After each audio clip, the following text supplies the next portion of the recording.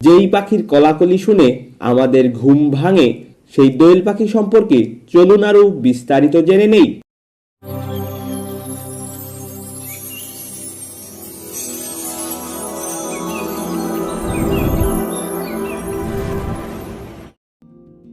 আজকের পর্বে আমরা জানব দোয়েল পাখি সম্পর্কে।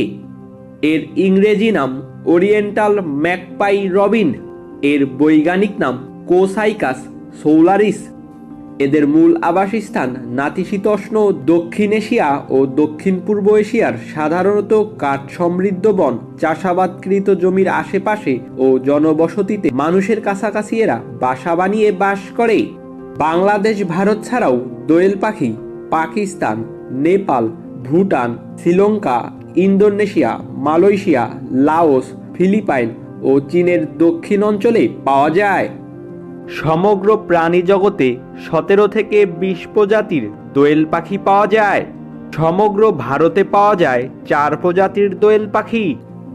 এটি বাংলাদেশের জাতীয় পাখি। বাংলাদেশের পল্লী অঞ্চলে সর্বত্রই দোয়েল পাখি দেখা যায়। এছাড়াও এটিকে ভারত ও বাংলাদেশের জনবসতির আশেপাশে দেখতে পাওয়া যায়। দোয়েল হলো গায়ক পাখি। ভোরবেলা তার মিষ্টি মধুর গান চারপাশ মধুর করে তোলে। পুরুষ পাখিরাই সাধারণত মধুর কণ্ঠে ডেকে থাকে। একটি দোয়েল পাখি এক নাগারে 7 থেকে 30 মিনিট পর্যন্ত গান গাইতে পারে। এরা অন্য পাখির ডাকও নকল করতে পারে। শীতের সময় আমাদের চোখে দোয়েল পাখি খুব কম পড়ে, কারণ এ সময় এরা বেশি ডাকাডাকি করে না, তাই এ সময় এরা আমাদের আড়ালেই থাকে। এরা ডাকাডাকির মাধ্যমে একে অপরের সাথে যোগাযোগ করে থাকে। এরা কালো এবং সাদা পাখি, যাদের লম্বা লেজ রয়েছে যা মাটিতে বা সুস্পষ্টভাবে পাস করার সময় সোজা হয়ে থাকে।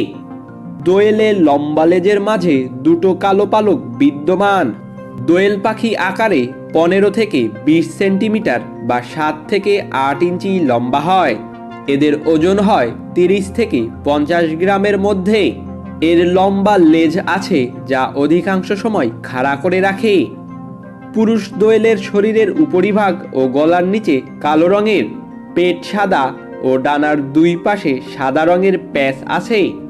অন্যদিকে স্ত্রী দোয়েলের উপরিভাগ ও গলার নিচে ছাই রঙের হয়। পেটের অংশ পুরুষ দোয়েলের মতো উজ্জ্বল নয়, বরং কিছুটা ফিকে সাদা। দোয়েল পাখির ঠোঁট কালো রঙের হয়। এদের দেখতে অপরূপ সুন্দর। প্রয়োজন না হলে দোয়েল পাখি এক নাগারে বেশি উড়ে না। অস্থির স্বভাবের এই পাখিরা সর্বদাই গাছের ডালে বা মাটিতে লাফিয়ে লাফিয়ে খাবার খোঁজে।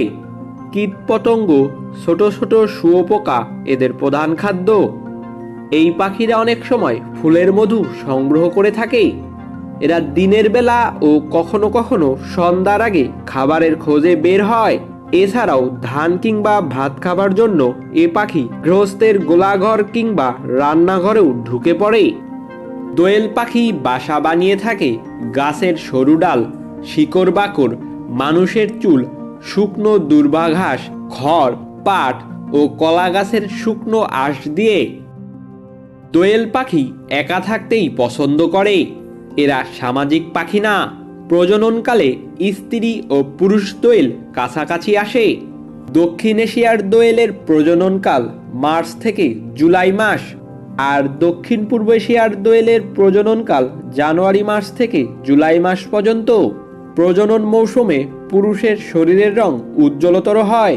গাছের ডালে বসে স্ত্রীকে আকৃষ্ট করার জন্য এ সময় এরা হরেক রকমের সুরে ডাকাডাকি করে। পুরুষ দোয়েলরাই সুমিষ্ট সুরে গান গেয়ে থাকে। মিলনের পর ডিম দেওয়ার 7 দিন আগে এরা গাছের কোটরে বা ছাদের কার্নিশে বাসা নির্মাণ করে। প্রজননকালে পুরুষ দোয়েল পাখি আগ্রাসী হয়ে ওঠে। একবার প্রজনন মৌসুমে একটি স্ত্রী দোয়েল পাখি 5 থেকে 6টি ডিম দেয়। ডিমের রং ফিকে নীলচে সবুজ, তার উপর বাদামি ছোপ থাকে। স্ত্রী পাখি ডিমে তা দিয়ে থাকে। 8 থেকে 16 দিন পর নতুন ছানার জন্ম হয়।